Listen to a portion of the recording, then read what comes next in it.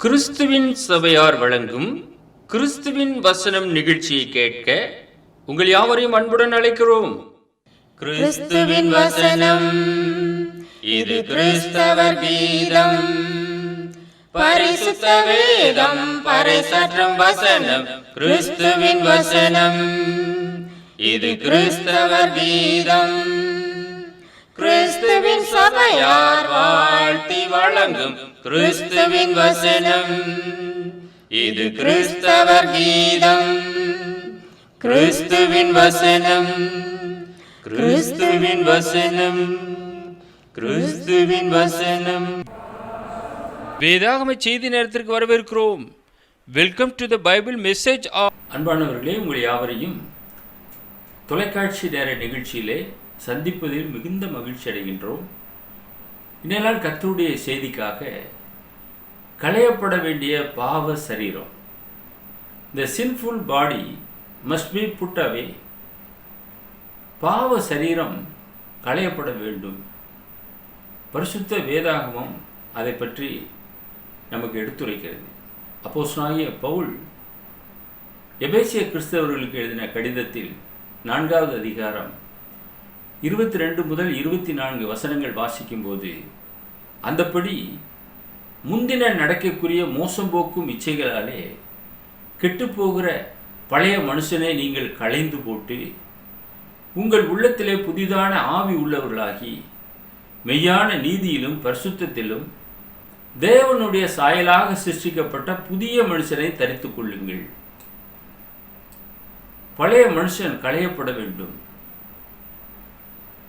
ஆதாமுடைய பாவ சரீர சாயல் களையப்பட வேண்டும். அதைத்தான் இங்கே வலியுறுத்துகிறார். மோசம் போக்கும் இச்சைகளாலே கெட்டு போகிற பழைய மனுஷனை நீங்கள் களைந்து போட்டு, ஆதாமும் ஏவாளும் இச்சையினால்தான் கெட்டு போனார்கள். அந்த பழம் இச்சிக்கத்தக்க விருட்சமாயிருக்கிறது என்று கண்டு அதை பறித்து புசித்து தன் கணவனுக்கும் கொடுத்தாள். இருவரும் பாவத்தின் கீழாக தள்ளப்பட்டார்கள். ஆக கெட்டுப்போகிற அந்த பழைய மனுஷனை நீங்கள் களைந்து போட்டு உங்கள் உள்ளத்திலே புதிதான ஆவி உள்ளவர்களாகி மெய்யான நீதியிலும் பரிசுத்தத்திலும் தேவனுடைய சாயலாக சிருஷ்டிக்கப்பட்ட புதிய மனுஷனை தரித்துக் கொள்ளுங்கள். புதிய மனுஷன் என்று பார்க்கும்போது நாம் இயேசு கிறிஸ்துவை தரித்துக் கொள்ள வேண்டும். அவர்தான் புதிய மனுஷன், வானத்திலிருந்து வந்த கர்த்தர். நாம் களைய வேண்டும், புதிதான ஆவி உள்ளவர்களாக மாற வேண்டும், புதிய மனுஷனை தரித்து கொள்ள வேண்டும். 3 காரியங்களை நாம் இந்த வசனத்திலே பார்க்கிறோம். விசுவாசித்தவர்கள் புதிய ஏற்பாட்டு காலத்திலே களைந்தார்கள்.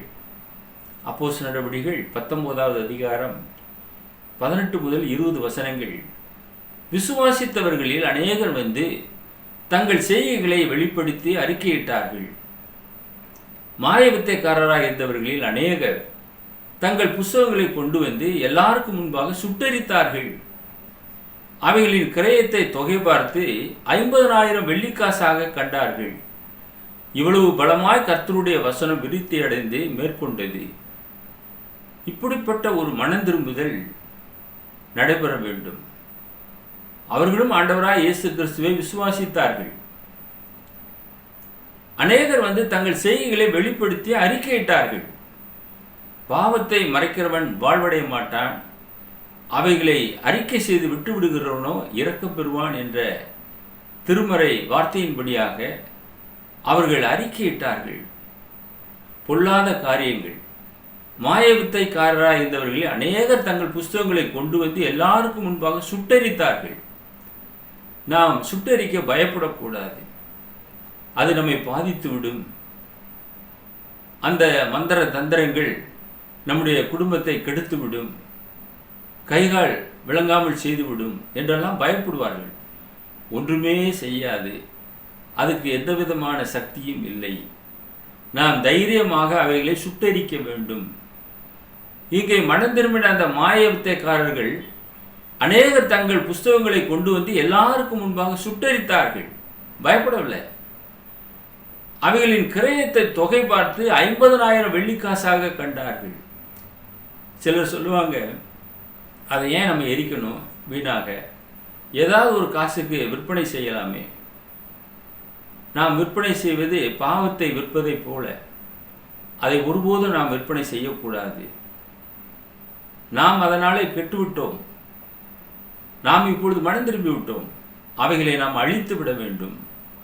பரிசுத்த வேதம் அதைத்தான் எடுத்துரைக்கிறது. 50,000 வெள்ளிக்காசு பெருசு அல்ல, அதனாலே 50 கோடி பேர் கெட்டு போய் விடுவார்கள். எனவே நாம் அதை அழித்து ஆக வேண்டும். இவ்வளவு பலமாய் கர்த்தருடைய வசனம் விரித்தடைந்து மேற்கொண்டது.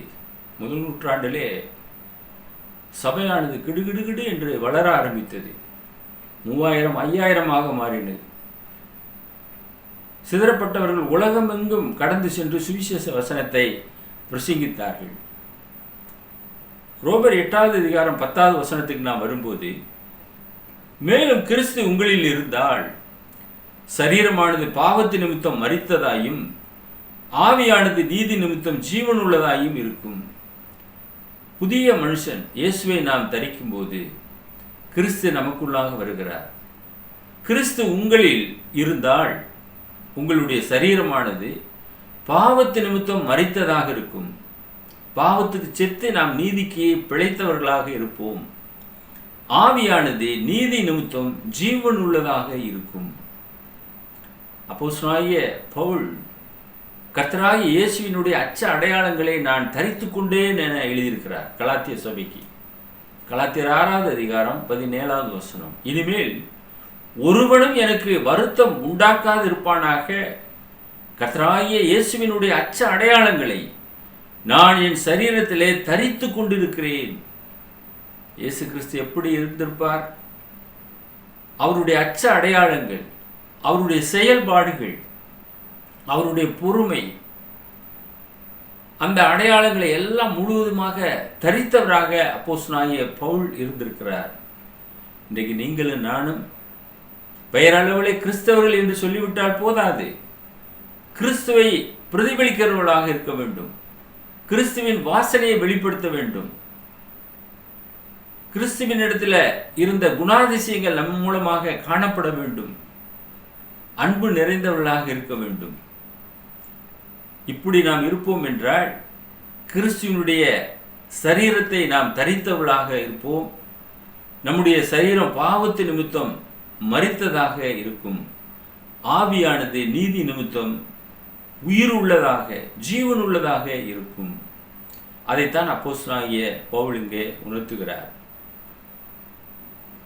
இனிமேல் ஒருவனும் எனக்கு வருத்தம் உண்டாக்காதிருப்பானாக என்று சொல்கிறார். கர்த்தராகிய இயேசுவினுடைய அச்ச அடையாளங்களை நான் என் சரீரத்திலே தரித்து கொண்டிருக்கிறேன். அவரை நாம் தரித்து கொள்ளும் போது நமக்கு பாதுகாப்பு. இந்த உலகத்திலே ஒரு யுத்த வீரனுக்கு பாதுகாப்பு அவனுடைய யுத்த கவசங்கள். அதே போல கிறிஸ்தவர்களுக்கு இந்த உலகத்திலே வாழ்வதற்கு பாதுகாப்பான கவசம் இயேசு கிறிஸ்துவினுடைய சரீரம். அதை நாம் தரித்து கொள்ள வேண்டும். அச்ச அடையாளங்களை நாம் தரித்து கொள்ள வேண்டும். அப்படி தரித்து கொண்டவர்கள் தான் கிறிஸ்தவர்கள், கிறிஸ்துவை உடையவர்கள். முதலாக அந்தியோக்கியாவிலே சீஷர்களுக்கு கிறிஸ்தவர்கள் என்கிற பெயர் வழங்கப்பட்டது. எருசலேமிலே சபை ஆரம்பிக்கப்பட்டது. அந்தியோக்கியாவில் தான் முதலாக ஓராண்டாக கூடி வந்த சபையாருக்கு கிறிஸ்தவர்கள் என்கிற பெயர் வழங்கப்பட்டது. அந்த பெயர் இன்று வரை, இனிமேலும் இயேசு கிறிஸ்து 2வது முறை வருகை வரைக்குமாக அது வழங்கப்பட இருக்கிறது. கிறிஸ்தவர்கள் என்றே நாம் அழைக்கப்பட வேண்டும். முதலாவது நாம் பார்க்கும்போது பழைய மனுஷன் களையப்பட வேண்டும். அப்போஸ்தலனாகிய பவுல் கொலோசேய கிறிஸ்தவர்களுக்கு எழுதியிருக்கிறார் 3வது அதிகாரம் 5 முதல் 8 வசனங்கள். ஆகையால் விபசாரம், அசுத்தம், மோகம், துரிச்சை, விக்கிரகாராதனையான பொருளாசை ஆகியவைகளை பூமியிலே உண்டு பண்ணுகிற உங்கள் அவயவங்களை அழித்து போடுங்கள். இந்த பூமியிலே இத்தனை காரியங்களும் உண்டு பண்ணக்கூடியது உங்களுடைய அவயவங்கள். அதுதான் செய்து அவைகளை அழித்து போட வேண்டும். கண்ணு செய்கிறது, கால் செய்கிறது, கை செய்கிறது. இந்த அவயவங்கள் ஒவ்வொன்றும் இந்த விதமான விபசாரம், அசுத்தம், மோகம், துரிச்சை, விக்கிரகாராதன பொருளாசை ஆகிய இவைகள் எல்லாம் உண்டு பண்ணக்கூடியது உங்கள் அவயவங்கள். அவைகளை அழித்து போட வேண்டும். இவைகளின் பொருட்டே கீழ்ப்படியாமின் பிள்ளைகள் மேல் தேவ கோபாக்கனை வரும். தேவன் ஏன் கோபமாக இருக்கிறார் என்றால், கீழ்ப்படியாமை உள்ள ஜனங்கள்னாலே தேவன் கோபம் உள்ளவராக இருக்கிறார். நீங்கள் முற்காலத்தில் அவர்களுக்குள்ளே சஞ்சரித்த போது அவைகளை செய்து கொண்டு வந்தீர்கள். இப்பொழுதோ கோபமும் மூர்க்கமும் பொறாமையும் உங்கள் வாயில் பிறக்கலாகாத தூஷணமும் வம்பும் வார்த்தைகளும் ஆகிய இவைகளை எல்லாம் விட்டுவிடுங்கள். இப்ப நம்ம வாயில் அது வரவே கூடாது. துதித்தலும் சபித்தலும் ஒரே வாயிலிருந்து வரக்கூடாது. நாம் கிறிஸ்தவர்கள் கிறிஸ்துவனுடைய வாசனையை வெளிப்படுத்தி ஆக வேண்டும். ஆயத்தமாக இருக்கின்றீர்களா? அது எத்தனை ஆசீர்வாதமான காரியம். தேவனை நாம் பிரியப்படுத்த வேண்டும். ஆண்டவராய் இயேசு கிறிஸ்து 33 ஆண்டுகள் பிதாவின் சித்தம் செய்கிறவராக, தேவனுடைய விருப்பத்தை நிறைவேற்றக்கூடியவராக இந்த பூமியிலே இருந்தார் என்று பார்க்கிறோம். நீங்கள் நானும் அவரை போல குமாரர்களும் குமார்த்திகளுமாக தேவனை நாம் பிரியப்படுத்த வேண்டும். ரோமர் 6:6 நாம் இனி பாவத்துக்கு ஊழியம் செய்யாதபடிக்கு பாவ சரீரம் ஒளிந்து போகும் பொருட்டாக நம்முடைய பழைய மனுஷன் அவரோட கூட சிலுவையில் அறையப்பட்டது என்று அறிந்திருக்கிறோம். பாவ மனுஷன் ஒளிந்து போக வேண்டும். அவரோட கூட சிலுவையிலே ஆணி அடிக்க வேண்டும். எனக்காக இயேசு கிறிஸ்து சிலுவையிலே மரித்து விட்டாரே, நான் ஏன் என்னுடைய சரீரத்தை சிலுவையிலே தூக்கி ஆணி அடிக்க வேண்டும் என்று எண்ணாதிருங்கள். அவரோடு கூட பாடுகளை சகித்தோமானால் அவரோடு கூட ஆளுகையும் செய்வோம். இயேசு ஒரு முறை நமக்காக, நம்முடைய பாவத்திற்காக சிலுவையில் ஒப்புக் கொடுக்கப்பட்டார். நம்முடைய பாவத்திற்காக. மேலே நாம் செய்யக்கூடிய தவறுகளை ஒழிக்க வேண்டும் என்றால் அவரோடு கூட சேர்ந்து இந்த பாவ சரீரத்தை ஒப்புக் கொடுக்க வேண்டும். அது ஒளிந்து போகும் பொருட்டாக நம்முடைய பழைய மனுஷன் அவரோட கூட சிலுவையில் அறையப்பட்டது என்று அறிந்திருக்கிறோம். அறைய வேண்டும். ஏற்கனவே அறைஞ்சாச்சு. இயேசு கிறிஸ்து அவைகள் எல்லாவற்றையும் தீர்த்து விட்டார். நாம் அதற்கு ஒப்பு கொடுக்க வேண்டும். அதை நாம் செய்வதற்கு ஆயத்தமாக இருக்கின்றோமா? எபேசியர் 4:25 அன்றியும் நாம் ஒருவருக்கொருவர் அவயவங்களாய் இருக்கிறபடியால் பொய்யை களைந்து அவனவன் பிறனுடனே மெய்யை பேச கடவன். இன்றைக்கு பொய் எங்கு பார்த்தாலும் மலிந்து கிடக்கிறது. புதிய ஏற்பாட்டு காலத்திலும் பொய் பேசினார்கள். அனனியா சப்பிராள் பொய் பேசினாலே இருவருமே மரித்து போனார்கள். நாம் ஒருவருக்கொருவர் அவயவங்களாக இருக்கிறோம். கண்ட சகோதரனிடத்திலே நாம் அன்பு கூற வேண்டும். பொய் பேசக்கூடாது. பொய்யை களைந்து அவனவன் பிறனுடனே மெய்யை பேச வேண்டும். சபையிலே இப்படியே இருப்பார்கள் என்றால் அது கர்த்தருடைய சபையாக இருக்கும். யோவான் 6:63 ஆவியை உயிர்ப்பிக்கிறது, மாம்சமானது ஒன்றுக்கும் உதவாது. நான் உங்களுக்கு சொல்லுகிற வசனங்கள் ஆவியாயும் ஜீவனாயும் இருக்கிறது. The words that I speak unto you, they are spirit and they are life. அது ஆவியாகவும் ஜீவனாகவும் இருக்கிறது. மாம்சம் ஒன்றுக்குமே உதவாது. உலகத்தில் இருக்க எல்லாமே உதவும். இந்த மாம்சம் ஒன்றுக்குமே உதவாது. எனவே குழியை தோண்டி புதைத்து விடுகிறார்கள். அது ஒன்றுக்குமே உதவாது. ஆனால் ஆவி உயிர்ப்பிக்கிறது. ஆவி தன்னை திறந்த தேவனிடத்திற்கு மறுபடியுமாக கடந்து சொல்கிறது. கிறிஸ்துவனுடைய ஆவி நம்மை உயிர்ப்பிக்கக்கூடியதாக இருக்கிறது. மேலும் ஆண்டவர் சொல்லுகிறார், மத்தேயு 5:29-30 உன் வலது கண் உனக்கு இடர் உண்டாக்கினால் அதை பிடுங்கி எரிந்து போடு. உன் சரீரம் முழுவதும் நரகத்தில் தள்ளப்படுவதை பார்க்கலும் உன் அவயவங்களில் ஒன்று கெட்டுப்போவது உனக்கு நலமாயிருக்கும். உனது வலது கை உனக்கு இடர் உண்டாக்கினால் அதை தரித்தெறிந்து போடு. உன் சரீரம் முழுவதும் நரகத்தில் தள்ளப்படுவதை பார்க்கலும் உன் அவயவங்களில் ஒன்று கெட்டுப்போவது உனக்கு நலமாயிருக்கும். இந்த சரீர அவயவங்களை நாம் களைய வேண்டும். பாவ சரீரங்களை களைய வேண்டும்.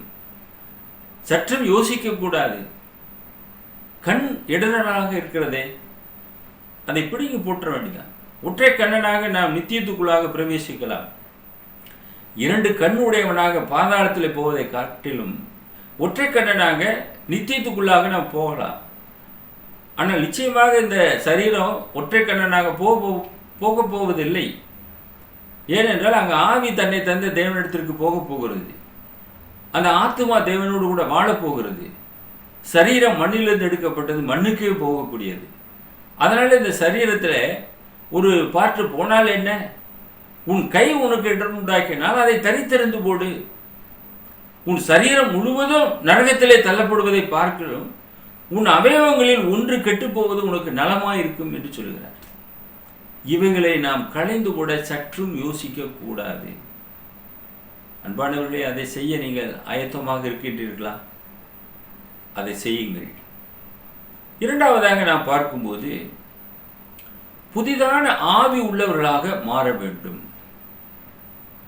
ரோமர் 7வது அதிகாரம் 6வது வசனம், இப்பொழுதோ நாம் பழமையான எழுத்தின்படி அல்ல, புதுமையான ஆவியின்படி ஊழியம் செய்யத்தக்கதாக நம்மை கட்டியிருந்த நியாயப்பிரமாணத்துக்கு நாம் மரித்தவர்களாகி அதனின்று விடுதலையாக்கப்பட்டிருக்கிறோம். இப்பொழுது நம்மை நியாயப்பிரமாணம் கட்டியிருக்கவில்லை. ஏனென்றால் புதிய பிரமாணம் நம்மை விடுதலையாக்கி விட்டது. நியாயப்பிரமாணம் நம்மை கட்டியிருந்தது, புதிய பிரமாணம் நம்மை கட்டவிழ்த்து விட்டது.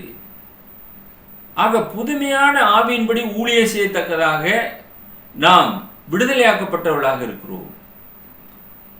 கண்ணுக்கு கண் என்பதை நாம் கேள்விப்பட்டிருக்கிறோம். ஆனால் இப்பொழுது பிறனுக்கு விரோதமாக நாம் தீங்கு செய்யக்கூடாது. பிரியமானவர்களே, நியாயப்பிரமாண போதனை எங்கே இருக்கிறது? புதிய ஏற்பாட்டின் உபதேசம் எங்கே இருக்கிறது என்பதை எண்ணி பாருங்கள். நியாயப்பிரமாண போதனை நியாயப்பிரமாணத்தின் கீழாக வாழ்ந்தவர்களுக்கே அது கொடுக்கப்பட்டது. புதிய மார்க்கத்தினுடைய போதனை புதிய பிரமாணத்திலே இணைக்கப்பட்டவர்களுக்கு கொடுக்கப்பட்ட ஒரு போதனை. அது கிறிஸ்துவனுடைய போதனையாக இருக்கிறது. எனவே அந்த போதனைக்கு நாம் செவி கொடுத்து அதன்படியாக நாம் ஊழியம் செய்ய வேண்டும். பழமையான எழுத்தின்படி அல்ல, புதுமையான ஆவியின்படி ஊழியம் செய்யத்தக்கதாக நம்மை கட்டியிருந்த நியாயப்பிரமாணத்துக்கு நாம் மரித்தவர்களாகி அதினின்று விடுதலையாக்கப்பட்டிருக்கிறோம். ஆக பாவத்துக்கு செத்து நீதிக்கு நாம் பிழைத்தோம். நியாயப்பிரமாணத்துக்கு நாம் மரித்தோம். இப்பொழுது நாம் அதிலிருந்து விடுதலையாக்கப்பட்டு புதுமையான ஆவியின்படியே நாம் ஊழியம் செய்து கொண்டிருக்கிறோம். புதிய ஏற்பாட்டிற்கு நாம் ஊழியம் செய்கிறோம். புதிய ஏற்பாட்டின் ஊழியக்காரர்கள். எனவே அப்போஸ்தலனாகிய பவுல் எழுதும்போது இயேசு கிறிஸ்துவின் ஊழியக்காரனும் என்று எழுதுகிறார். அப்போஸ்தலனாகும்படி அழைக்கப்பட்டவனுமாகிய பவுல் எழுதுகிறதாவது, அப்ப இயேசு கிறிஸ்துவுக்கு அவர் ஊழியம் செய்தார். இன்றைக்கு நீங்கள் நானும் நியாயப்பிரமாணத்துக்கு அல்ல, இயேசு கிறிஸ்துவுக்கு ஊழியக்காரர்களாக நாம் இருக்கிறோம். மறந்து போகாதிருங்கள். ரோமர் 8:5 நாம் பார்க்கும்போது, அன்றைய மாம்சத்தின்படி நடக்கிறவர்கள் மாம்சத்துக்குரியவைகளை சிந்திக்கிறார்கள், ஆவியின்படி நடக்கிறவர்கள் ஆவிக்குரியவைகளை சிந்திக்கிறார்கள். மாம்ச சிந்தை மரணம், ஆவியின் சிந்தையோ ஜீவனும் சமாதானமும் ஆகும். இன்னைக்கு மாம்சத்தின்படி நடக்கிறவர்களை தான் உலகத்திலே அதிகமாக பார்க்கிறோம். நாம் உலகத்தார் அல்ல, உலகத்திலிருந்து பிரித்தெடுக்கப்பட்டவர்கள், ஆவிக்குரியவர்கள், ஆவிக்குரிய சிந்தை உடையவர்கள். அவர்களுக்கு நமக்கும் நிறைய வித்தியாசங்கள் இருக்கிறது. உலக மக்களைப் போல நாம் ஒருபோதும் நடந்துவிடக் கூடாது. பிரித்தெடுக்கப்பட்டவர்கள். எனவே இந்த வசனம் சொல்லுகிறது, ஆவியின் சிந்தையின்படியாக நாம் நடக்க வேண்டும். மாம்சத்தின்படி நடக்கிறவர்கள் மாம்சத்துக்குரியவைகளையே சிந்திக்கிறார்கள், ஆவியின்படி நடக்கிறவர்கள் ஆவிக்குரியவைகளை சிந்திக்கிறார்கள். ரோமர் 8:14 நாம் வரும்போது, மேலும் எவர்கள் தேவனுடைய ஆவியினாலே நடத்தப்படுகிறார்களோ அவர்கள் தேவனுடைய புத்திரராய் இருக்கிறார்கள். They are the sons of God. அவர்கள் தேவனுடைய புத்திரராக இருக்கிறார்கள். ஏனென்றால் தேவ ஆவியினாலே வழிநடத்தப்படுகிறார்கள். அவர் சொல்லுகிற வசனங்கள் ஆவியாயும் ஜீவனாயும் இருக்கிறது. ஆவிக்குரிய தேவன் ஆவிக்குரிய ஜனங்களே ஆவிக்குரிய விதத்திலே வழிநடத்தி கொண்டு வருகிறார். நான் போனதற்கு பின்பதாக ஒரு தேற்றரவாளனை அனுப்புவேன் என்று சொன்னார் பரிசுத்த ஆவியானவர். அவர் உங்களை சகல சத்தியத்துக்குள்ளும் வழிநடத்துவார். இன்றைக்கு நம்மை வழிநடத்தக்கூடியது பரிசுத்த வேத வசனங்கள், ஆவியானவர் கொடுத்த வசனங்கள். வேதத்தை 40 ஆசிரியர்கள் எழுதியிருக்கிறார்கள். அவர்கள் பரிசுத்த ஆவியின் உதவியோடு கூட எழுதியிருக்கிறார்கள். அந்த வசனங்கள் ஆவியாயும் ஜீவனாகவும் இருக்கிறது. நாம் மூன்றாவதாக நாம் பார்க்கும்போது புதிய மனுஷனை தரித்து கொள்ள வேண்டும். 2 கொரிந்தியர் 5வது அதிகாரம் 17வது வசனம். இப்படி இருக்க ஒருவன் கிறிஸ்துவுக்குள் இருந்தால் புது சிருஷ்டியாய் இருக்கிறான், பழையவைகள் ஒளிந்து போயின, எல்லாம் புதிதாயின. ஒருவன் கிறிஸ்துவுக்குள்ளாக இருக்கும்போதுதான் அவன் புது சிருஷ்டியாக இருக்கிறான். பழையவைகள் எல்லாமே ஒளிந்து போகிறது. பழைய சுபாவங்கள், செயல்பாடுகள் எல்லாமே களையப்படுகிறது. கிறிஸ்து அவனுடைய பாவத்திற்காக மரித்தார். அவனுடைய பாவங்கள் முழுவதுமாக முற்றிலும் கழுவப்படுகிறது. கிறிஸ்துக்குள்ளாக இருக்கும்போதுதான் இத்தனை ஆசீர்வாதம் கிடைக்கிறது. புதிதாக பிறந்த குழந்தையை போல அவன் இருக்கிறான். ஏனென்றால் அவன் ஒரு புது சிருஷ்டி, கிறிஸ்துவுக்குள்ளாக பிறந்திருக்கிறான் என்று நாம் பார்க்கிறோம். எபேசியர் 2வது அதிகாரம் 14 முதல் 18 வசனங்கள் எப்படி எனில், அவரே நம்முடைய சமாதான காரணராகி இருதரத்தாரையும் ஒன்றாக்கி பகையாக நின்ற பிரிவினையாகி நடுச்சுவரை தகர்த்து சட்டதிட்டங்களாகிய நியாயப்பிரமாணத்தை தம்முடைய மாம்சத்தினாலே ஒழித்து இருதரத்தாரையும் தமக்குள்ளாக ஒரே புதிய மனுஷனாக சிருஷ்டித்து இப்படி சமாதானம் பண்ணி பகையை சிலுவையினால் கொன்று அதனாலே இருதரத்தாரையும் ஒரே சரீரமாக தேவனுக்கு ஒப்புரவாக்கினார். இதை இயேசு கிறிஸ்து செய்தார். ஒரு நடு சுவர் இருந்தது, அந்த சுவரை தகர்த்தார். நியாயப்பிரமாணத்தை தம்முடைய மாம்சத்தினாலே அதை ஒழித்தார், சிலுவையிலே ஒப்பு கொடுத்தார், நியாயப்பிரமாணத்தை நிறைவேற்றினார். அது நிழல். இப்பொழுது நிஜம் வந்துவிட்டது. நிஜம் வந்தவுடனே நிழல் மறைந்து விடுகிறது. ஏனென்றால் நிஜம் வந்துவிட்டது. பகையை சிலுவையிலே கொன்றார்.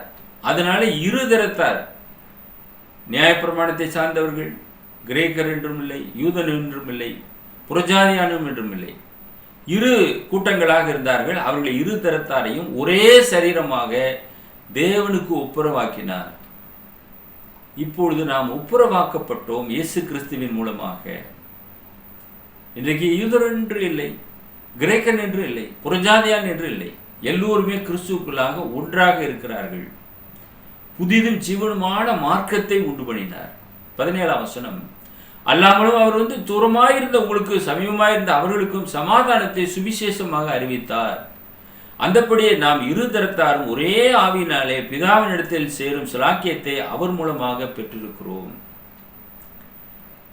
இன்றைக்கு ஒரே கர்த்தர், ஒரே விசுவாசம், ஒரே ஞானஸ்நானம், ஒரே தேவன், ஒரே ஆவியானவர், எல்லாமே ஒன்றாக இருக்கிறது. இந்த இரு தரத்தாரும் ஒரே ஆவியினாலே பிதாவினிடத்தில் சேரும் சிலாக்கியத்தை இயேசு கிறிஸ்துவின் மூலமாக நாம் பெற்றவர்களாக இருக்கிறோம். எனவே இயேசு சொல்லுகிறார், என்னாலே அல்லாமல் ஒருவனும் பிதாவின் இடத்திலே வரான் என்று சொன்னார். அவர் மூலமாகத்தான் நாம் பிதாவின் இடத்திலே சேர முடியும். இயேசு இல்லாமல் பிதாவை நாம் சந்திக்க முடியாது. இதுக்கு ஏன் நாம் சர்ச் ஆஃப் கிரைஸ்ட் என்று வைத்திருக்கிறோம்? அந்த சபை தான் கிறிஸ்து ஏற்படுத்தின சபை. இன்னைக்கு சர்ச் ஆஃப் காட் என்று நாம் வைக்க முடியாது. நாம் டைரக்டா தேவனை சந்திக்க முடியாது. பிதாவானவரே சொல்லுகிறார், இவர் என் நேசகுமாரன், இவரில் பிரியமாயிருக்கிறேன், இவருக்கு செவி கொடுங்கள். இவர் மூலமாகத்தான் நம்ம பாவ மன்னிப்பு நிச்சயத்தை பெறுகிறோம், ரட்சிப்பை பெறுகிறோம். இவர் மூலமாகவே பிதாவாகிய தேவனை சந்திக்க போகிறோம். இவர் ஆண்டவராய் இயேசு கிறிஸ்து ஏற்படுத்தியிருக்கிற அந்த ராஜ்யத்தை பிதாவிற்கு ஒப்பு கொடுப்பார். அப்பொழுதுதான் நாம் பிதாவை நேரடியாக சந்திக்கக்கூடிய வாய்ப்பை நாம் பெற முடியும். எனவே இந்த வசனம் தெளிவாக சொல்கிறது, இரு தரத்தாரும் ஒரே ஆவியினாலே பிதாவினிடத்தில் சேரும் சிலாக்கியத்தை அவர் மூலமாய் பெற்றிருக்கிறோம். இந்த அவர் என்று சொல்லுகிறது இயேசு கிறிஸ்துவை குறிக்கிறது. அவர் மூலமாகத்தான் அந்த ஆசீர்வாதத்தை நாம் பெறுகிறோம். எபேசியர் 5வது அதிகாரம் 30வது வசனம், நாம் அவருடைய சரீரத்தின் அவயவங்களாயும் அவருடைய மாம்சத்திற்கும் அவருடைய எலும்புகளுக்கும் உரியவர்களாயும் இருக்கிறோம். நாம் எலும்புக்கும் மாம்சத்திற்கும் உரியவர்களாய் இருக்கிறோம். அங்கத்தினர்கள் என்றால் ஒரே சரீரம், கிறிஸ்துக்கு ஒரே சரீரம். அந்த சரீரத்திலே அவயவங்களாக நாம் இருக்கிறோம். அதைத்தான் இங்கே உணர்த்துகிறார். நாம் அவருடைய சரீரத்தின் அவயவங்களாயும் அவருடைய மாம்சத்திற்கும் அவருடைய எலும்புகளுக்கும் உரியவர்களாயும் இருக்கிறோம். அதை நீங்கள் மறந்து போக வேண்டாம்.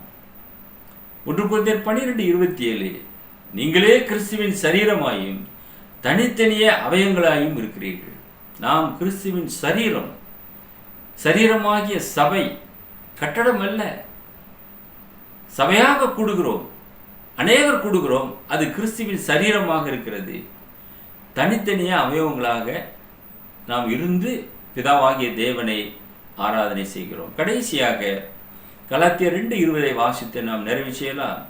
கிறிஸ்துவுடனே கூட சிலுவையில் அறையப்பட்டேன், ஆயினும் பிழைத்திருக்கிறேன். இனி நான் அல்ல, கிறிஸ்துவே எனக்குள் பிழைத்திருக்கிறார்.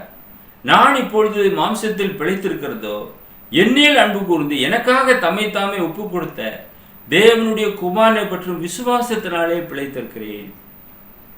இப்போது நான் பிழைத்திருக்கிறதே கிறிஸ்துவுக்காக, தேவனுக்காக.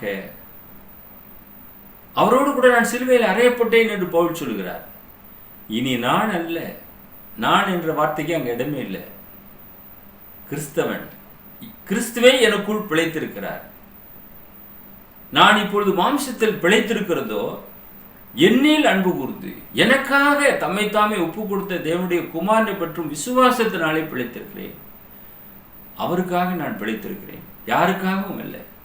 அநேகர் சொல்வார்கள், என் தகப்பனுக்காக, என் தாய்க்காக, என் மனைவிக்காக, என் பிள்ளைகளுக்காக நான் உயிர் வாழ்கிறேன் என்று சொல்வார்கள். பவுல் சொல்லுகிறார், தாயோ தகப்பனையோ மற்றவர்களையோ சொல்லவில்லை, கிறிஸ்துவுக்காக நான் பிழைத்திருக்கிறதோ என்னில் அன்பு கூர்ந்து எனக்காக தம்மை தாமே ஒப்பு கொடுத்த தேவனுடைய குமாரனை பற்றும் விசுவாசத்தினாலே பிழைத்திருக்கிறேன், அதுக்காகத்தான் நான் உயிர் வாழுகிறேன் என்று சொல்கிறார். அந்த விதமாக நீங்களும் அவருக்காக வாழ்வீர்களா? பழைய மனுஷனை களைந்து போட்டு புதிய மனுஷனை தரித்து கொள்ளுங்கள். உங்களுக்காக நாங்கள் ஜெபம் செய்கிறோம். எங்களை நேசித்து வழிநடத்துகிற பரலோகத்தின் பிதாவே, இந்த நிகழ்ச்சியை கேட்டுக்கொண்டிருக்கிற அருமையான நேயர்களுக்காக ஜெபம் பண்ணுகிறோம். பழைய மனுஷனை களைந்து போட்டு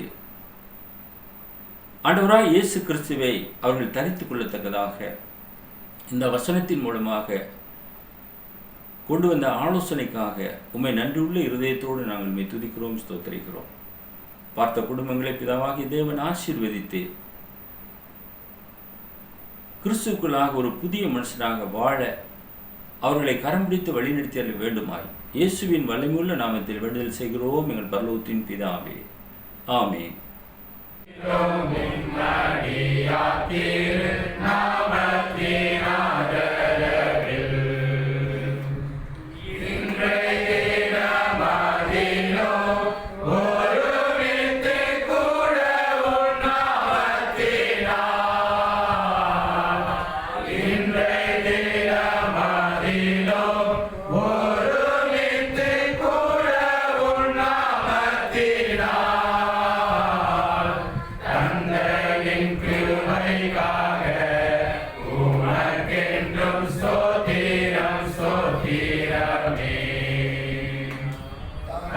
எங்கள் முகவரி the word of Christ, post office box number 5, Batlagundu 624202, south India.